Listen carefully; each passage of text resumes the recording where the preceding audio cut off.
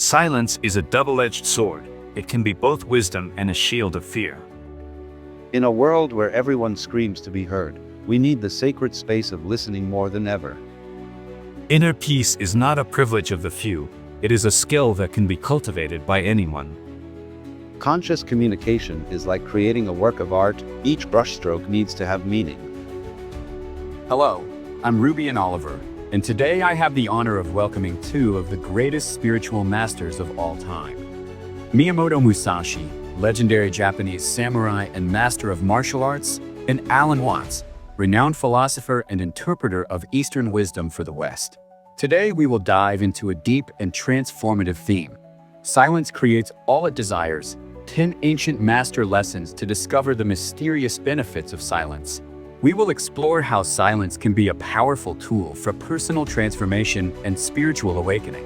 In this episode, you will discover how silence can be both a source of wisdom and a refuge from fear. Learn the difference between nurturing silence and suppressive silence, and understand how to find inner peace even amidst the chaos of the modern world. Get ready for a unique journey where the ancient wisdom of the East meets practical insights for your current life. Let's start with an intriguing question. Musashi, is silence a form of ancestral wisdom or a refuge for those who fear to express themselves? Silence is a double-edged sword, Rubian. In martial traditions and Zen philosophy, it represents a profound ancestral wisdom. Think of a warrior in combat. When he is silent, he can perceive every movement of the opponent, notice the slightest changes in the environment, and act with precision. Silence creates a sacred space for contemplation, where strategies and insights can naturally flourish. But there is another side to this coin. Some people use silence as a kind of protective shield, not out of wisdom, but out of fear of exposing themselves. When this happens, silence becomes a barrier that prevents them from experiencing the learning that comes from sharing ideas and feelings. The key lies in the intention behind the silence. A true master knows when to remain silent and when to express themselves, using both moments as tools for evolution and understanding. Silence should not be an end in itself, but a path to achieving wisdom and clarity.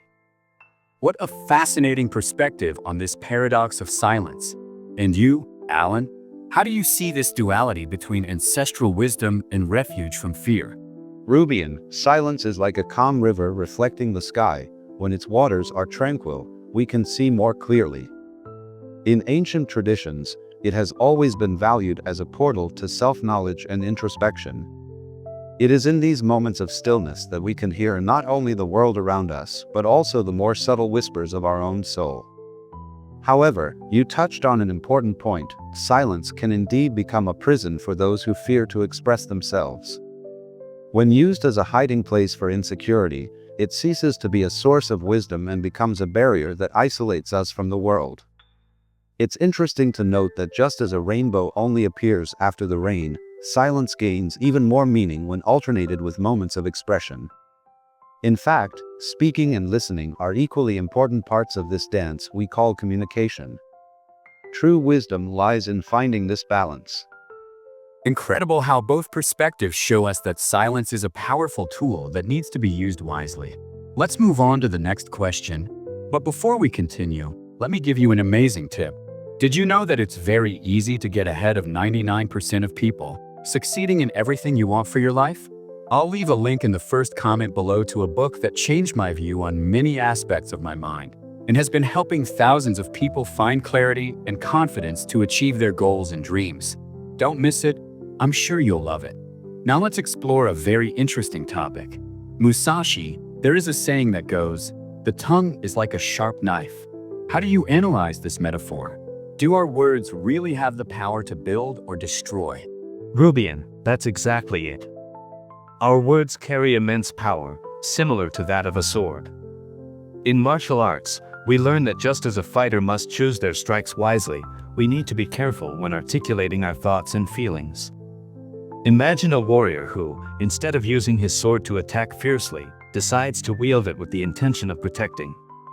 In the same way, our words should be instruments of construction. When we speak with compassion, empathy, and sincerity, we foster an environment of understanding and support. On the other hand, Poorly wielded words that hurt or delegitimize can result in distrust and hostility, destroying relationships and sometimes lives. The choice of words should be made with the same precision that a sword master applies to their movements. The effect of what we say can echo far beyond the present moment, having the power to shape the reality around us. What a profound analogy with martial arts. And you, Alan, how do you see the power of words in our lives? Look, Rubian, it's like being a craftsman, where each word is a tool in our hands. When we use these tools with care and intention, we can build bridges that connect hearts and minds, promoting understanding and empathy. I remember a very significant story. A wise man was talking to a young man who always spoke impulsively. The wise man asked the young man to bury a pillow in the garden and then retrieve it. Upon realizing the difficulty of collecting all the feathers scattered by the wind, the young man understood that our words, once spoken, cannot be taken back. It's a delicate dance where awareness and intention are essential.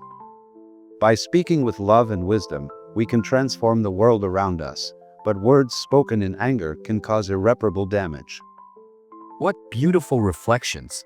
While Musashi brought us the analogy of the sword and its precision, Alan gifted us with the story of the pillow, showing how our words, like feathers in the wind, have lasting consequences.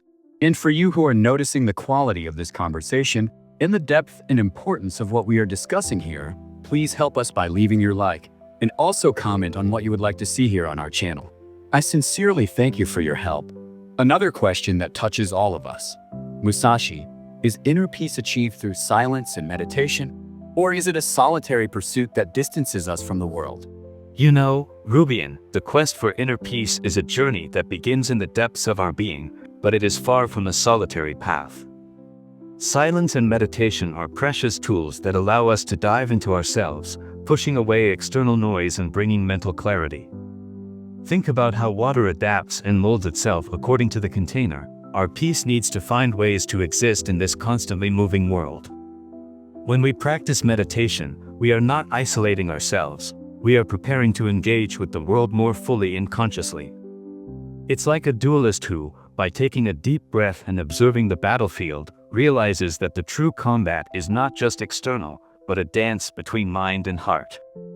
Inner peace becomes our ally, allowing us to move through the world with serenity and purpose. Interesting, this perspective of the duelist, Musashi. And you, Alan, what is your view on the role of silence and meditation in the pursuit of inner peace? Rubian, when we allow our minds to rest, silencing the agitated thoughts, we begin to perceive the serenity that has always been there, beneath the surface. It's like a garden that needs to be cultivated with care and attention. Inner peace needs fertile soil to blossom. Meditation helps us restore this state of clarity, but it's important to remember that this journey doesn't have to be solitary. When we find this space of peace within ourselves, we begin to see the world with new eyes. Beauty reveals itself in small things, in a corner of a song, in the smile of a stranger, or even in the complexity of human relationships. What seems like a withdrawal is, in reality, a way to strengthen oneself. By cultivating peace within us, we create a conducive environment for healthier and more authentic relationships, connecting with the world in an even more meaningful and fulfilling way. What a beautiful understanding. Inner peace is not isolation, but a deeper form of connection with the world. Let's move on to the next question, a question that deeply touches our everyday reality. Musashi, is it possible to find inner peace amidst the chaos and noise of the world, or is it a privilege of the few? Rubian, this is a question that touches the hearts of many people. Inner peace is not a privilege reserved for a select few. It is a skill that can be cultivated by anyone willing to embark on this journey. In the practice of Kendo, I learned that even in the heat of battle, it is possible to maintain mental clarity and a focused spirit. It's like developing a spiritual agility that allows us to navigate chaos without being consumed by it. Think of discipline as the process of sharpening a blade. Through regular practice, we sculpt our inner selves, developing the ability to respond with wisdom and clarity. Just as water adapts to the shape of its container, we learn to flow with circumstances while keeping our core of tranquility intact. What a powerful analogy with martial arts. And you, Alan? How do you see this possibility of finding peace amidst chaos? Look, Rubian, imagine yourself in the midst of a raging storm. While the winds roar and the rain falls relentlessly, there is always the possibility of finding shelter within ourselves. That is the essence of inner peace. The secret lies in our ability to disconnect from external noise and connect with the present. Through practices like meditation and mindfulness, we can silence the mind and focus on the current moment.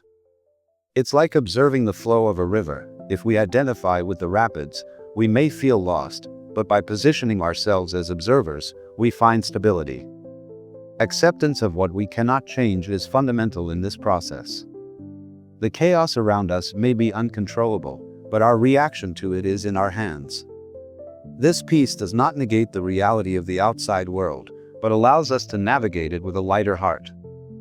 Extraordinary how both of you show us that peace does not depend on external circumstances, but on our ability to cultivate it internally. Let's move on to the next question. A truly profound question for us to explore now. Musashi, how can we differentiate between the silence that nourishes the soul and the silence that represses emotions and isolates us from others? You know, Rubian, it's interesting how silence can have different faces in our lives. The silence that nourishes the soul is like a calm river, where the water reflects the light of the sky, bringing serenity and understanding. It's a sacred space of peace and reflection, where we can truly listen to our deepest thoughts and feelings. On the other hand, there is that oppressive silence, which is like a storm hidden beneath the tranquil surface of a lake. In this case, we are not at peace, we are suffocating our emotions, creating a weight that distances us from others and from ourselves. The key is to observe our sensations. The nourishing silence brings a natural lightness, a clarity that expands our awareness. The oppressive silence generates tension, discomfort, anxiety. It is essential to learn to listen to our inner voice and recognize when it's time to break that silence to express what truly resides within us. What an enlightening distinction. And you, Alan, how do you perceive this subtle difference between the types of silence we experience?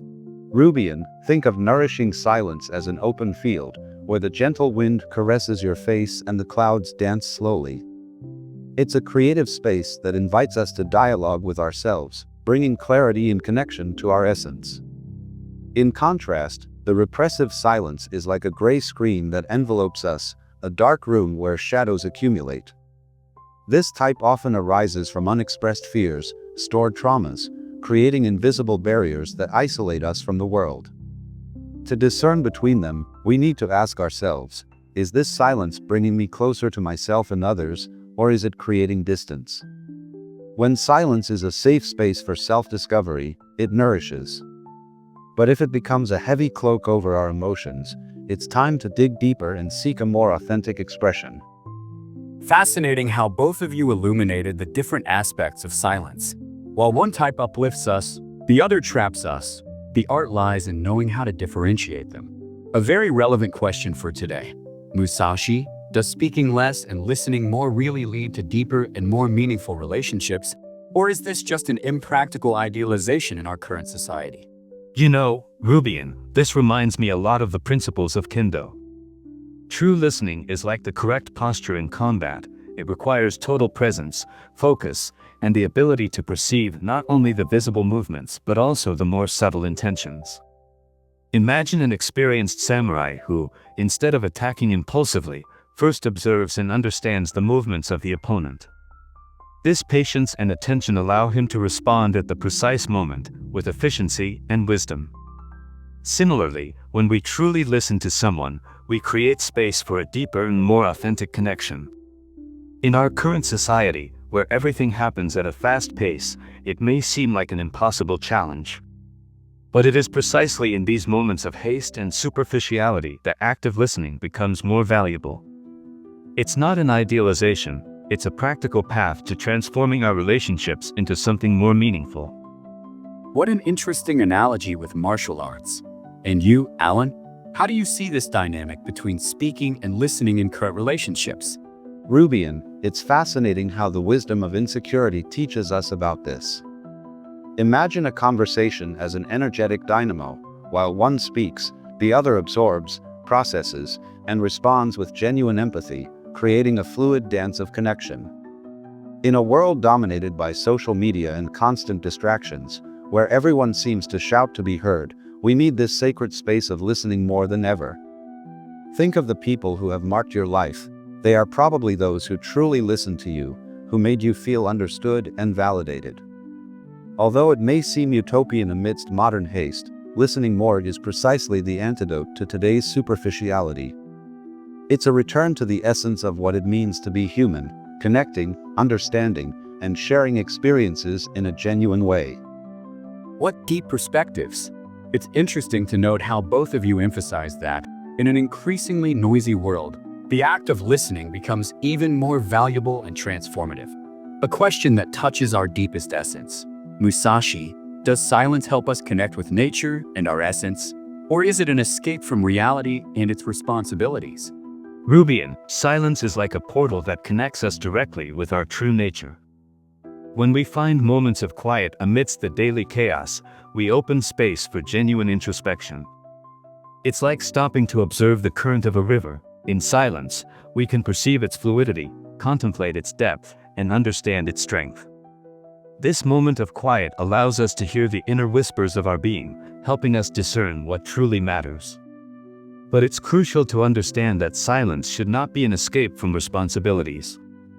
Running away from reality may seem like a temporary relief, but if we do not face what awaits us, we will remain stagnant. Silence is a powerful tool that, when used well, invites us to conscious action, allowing us to face our responsibilities with clarity and renewed vigor. What an enlightening perspective. And you, Alan, how do you see this duality of silence in our lives? Look, Rubian, silence is like a mirror. It reflects exactly what is within us. When we find moments of quiet, we have the chance to connect not only with nature but with our own essence. It's like being in a tranquil forest, where every subtle sound reveals a new dimension of life. However, there are those who turn silence into a prison, using it to avoid confronting important issues. This type of forced silence can become a form of denial, where we avoid dealing with responsibilities that deserve our attention. Genuine contemplation in silence is a bridge to our true being, but it all depends on the intention with which we seek it. If we are ready to connect and rediscover ourselves, silence will be a valuable guide. If we use it to escape, we lose precious opportunities for growth and understanding. Incredible how both of you reveal that silence can be both a bridge to self-knowledge and a barrier, depending on our intention. It's really about how we choose to use it on our journey. A truly intriguing question. Musashi, speaking less and wisely leads to success. Is this a proven fact or just another motivational cliché? Rubian, in the tradition of the warrior and in strategic philosophy, this principle goes far beyond a simple cliché. It's like a game of chess. Each move needs to be calculated and meaningful. True wisdom lies in understanding when to speak and how to do so impactfully. In fencing, we learn that each movement must be precise and intentional. Similarly, our words need to carry purpose and clarity. When we open ourselves to listen more and speak less, we develop a deeper understanding of the context, allowing our interventions to be more strategic and effective. The power does not lie in the quantity of words but in their quality and timing. It's like a master strategist who observes before acting, accumulating wisdom in silence to then manifest it at the most opportune moment. What a fascinating analogy with fencing. And you, Alan, how do you see this relationship between words, wisdom, and success? Rubian, imagine a leader who, instead of flooding his team with a tsunami of words, carefully chooses each drop of wisdom he shares. Conscious communication is like creating a work of art. Each brushstroke needs to have meaning and purpose. It reminds me of the story of a silent master who, by speaking little but with deep intention, turned his words into true gems of wisdom. In a world where everyone competes to be heard, the one who speaks less but with more substance naturally stands out. Language filled with clichés may create momentary connections, but it's the words born from reflection and understanding that truly transform realities. It's like planting seeds. Some bloom quickly but are short-lived, while others take longer to sprout but create deep roots.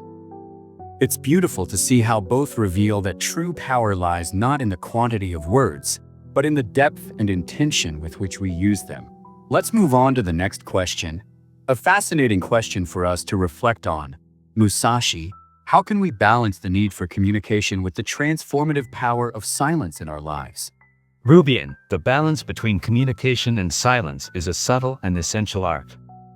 Think of water, which flows serenely but leaves deep marks on the environment. Similarly, our words have power, but silence, when well utilized, can completely transform our perception and understanding. In combat, a warrior observes silently, assimilating every movement of the opponent. This perception becomes deeper when there are no distractions generated by words. Likewise, in our daily lives, silence can serve as a space for reflection, allowing experiences to settle and the truth to emerge in its essence. Therefore, use communication to share, teach, and connect, but reserve moments of silence to reflect, listen, and integrate all that has been lived. This dance between words and silence leads us to mastery, not only in fighting but in the art of living. What a powerful analogy with the warrior. And you, Alan, how do you see this delicate balance between communication and silence? Rubian, imagine life as a beautiful symphony. When we listen to music, it's both the sound of the notes and the silence between them that creates the melody. The same happens in our conversations. In those moments of pause, we can reflect, truly listen to the other, and even understand our own emotions. Silence is like the space where words prepare to take shape. It is in this space that we find the clarity and depth necessary to express ourselves authentically. When we balance communication with silence, we provide a space for our ideas to flourish, like a garden that needs time and attention to grow. It's a constant learning process. When speaking, seek clarity and intention. When silent, seek active listening. Finding this balance is like walking on a tightrope, where each step requires awareness and intention. Extraordinary how both perspectives show us that communication and silence are not opposites, but partners in a sacred dance of self-expression and understanding. A question that makes us reflect deeply. Musashi, does silence make us more patient and aware? Or is it a form of passivity in the face of injustices and problems in the world? Rubian, silence is a powerful tool that needs to be understood in its essence. Like in the practice of kendo, there is a crucial moment between strikes, where stillness reveals much more than the movement itself. My friend Takashi Takeda taught me a valuable lesson during a sword confrontation. In the space between actions, both he and his opponent reached a deeper awareness of their intentions. It is in this type of contemplative silence that we develop true patience and awareness. However, we must be careful not to confuse this conscious silence with cowardly passivity. When we remain silent in the face of injustices, we are not practicing wisdom, we are being complicit in inaction. The true warrior knows that silence should be a moment of preparation for decisive action. The key lies in how we choose to use this silence. If it brings us clarity and preparation to act, we become stronger.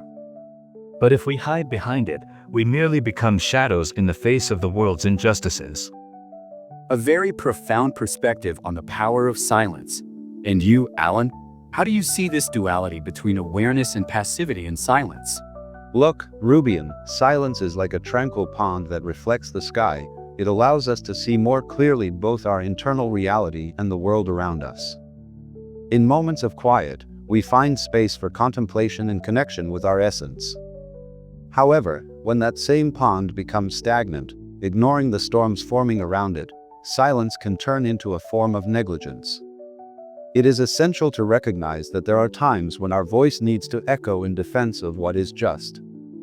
The key is balance, using silence as a tool for awareness and reflection, but without allowing it to become a comfort zone that paralyzes us in the face of necessary changes. It is our responsibility to discern when silence guides us to wisdom and when it needs to give way to conscious action. Impressive how both show us that silence can be both a source of strength and a trap, depending on how we choose to use it. Let's move on to the next question. Wow, what an incredible conversation we've had today about the power of silence, its different faces, and how it can transform our lives. I'm immensely grateful to our guests for sharing their ancient wisdom in such a deep and accessible way. Masters Musashi and Alan Watts, it has been an honor to learn from you about how silence can be both a source of wisdom and a path to inner peace. I sincerely hope to welcome you again on our podcast for more transformative conversations like this one. And you who have followed along, I'm leaving on the screen 2 amazing videos from our channel for you to continue deepening your knowledge. Just click on the images that appear now. If you enjoyed this content and want to keep receiving deep reflections like these, don't forget to subscribe to the channel. Here we always bring relevant topics that can transform your way of seeing the world and yourself. Thank you for watching until now, and I wish you to be free from everything that takes away your peace.